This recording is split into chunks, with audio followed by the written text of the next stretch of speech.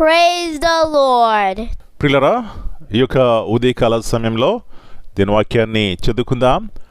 కీర్తన గ్రంథము 27వ అధ్యాయం 10వ వచనం. నా తల్లిదండ్రులు నన్ను విడిచినను, యెహోవా నన్ను చేరదీయును. When my father and my mother forsake me, then the Lord will take me up. యేసు ప్రభువారి అతి శ్రేష్టమైన నామములో పిల్లరా మీ అందరికీ శుభములు తెలియజేస్తున్నాను. ఈ యొక్క శ్రేష్టమైనటువంటి సమయాన్ని బట్టి మొట్టమొదటిగా దేవునికి కృతజ్ఞతాస్తులు చెల్లించుకుందాం. మంచిది. ఇక్కడ ఒక ప్రత్యేకమైనటువంటి వాగ్దానాన్ని దేవుడు మనకి ఇస్తున్నారండి. ఏమంటున్నారు ఇక్కడ?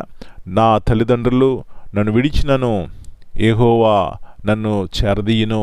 అంటే తల్లి ప్రేమ, తండ్రి ప్రేమ ఈ లోకంలో అన్ని ప్రేమల కంటే ఉన్నతమైనవి.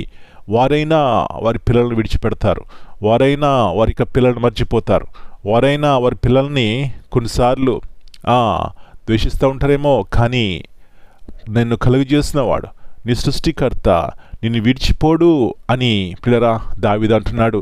నా ప్రియుడా, నా ప్రియ సహోదరి, ఈ వాగ్దానాన్ని గనుక మనం పట్టుకుంటే, ఈ వాగ్దానాన్ని గనుక మనం నమ్మితే, మన జీవితాల్లో కూడా ఎవరు విడిచిపెట్టినా, ఎవరు త్రోసివేసినా, ఎవరు కాదన్నా ఈ గొప్ప దేవుడు మనతో ఉంటారు, నడిపిస్తారు, ఆదరిస్తారు. తల్లి వల్లే తండ్రి వల్లే మన సమకూర్చి సంరక్షించి మన జీవితాలను ఉద్ధరిస్తారు అనే సత్యాన్ని జ్ఞాపకం చేసుకుని కృతజ్ఞతతో దేవుని మనసారా పూజించి ఆరాధిద్దాం. పిల్లరా, ఆ దేవుని హత్తుకుని జీవిద్దాం. అలాంటి కృప దేవుడు మనందరికీ దయచేయనుగాక.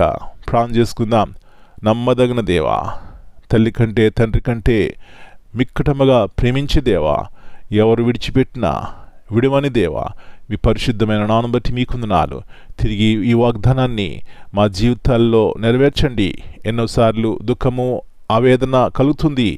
వారు విడిచిపెట్టారు, వీరు ప్రేమించటం లేదని. కానీ మీ ప్రేమ అన్ని ప్రేమల కంటే ఉన్నతమైంది ప్రభువా. కాబట్టి మిమ్మల్ని చూసినప్పుడు మా జీవితాల్లో నిజమైనటువంటి ఆనందము, సంతోషము కలుగుతుంది. కాబట్టి మిమ్మల్ని చూచి ఆత్మీయ కరుణ దయచేయండి. తద్వారా మా జీవితాల్లో క్షేమము, ఆరోగ్యము, భద్రత, ధైర్యము ప్రభువా. అలాంటి కృపను ఈ ఉదయకాల సమయంలో మా ప్రతి ఒక్కరికి దయచేయమని మమ్మల్ని చేతిగా అప్పగించుకుంటూ ఈ దినమంతా ప్రతి అపాయం నుంచి, కీడు నుంచి తప్పించమని మీరే సహాయం చేయమని, ప్రతి కుటుంబంలో మీ సమాధానము ఏలుబడి చేయడానికి కృప దయచేయమని యేసయ్య అతి పరిశుద్ధమైన ఘనమైన నామమును బట్టి ప్రార్థన చేస్తున్నాను తండ్రి. Amen. God bless you all. My dear brothers and sisters, greetings in the precious name of our Lord and Savior, Jesus Christ.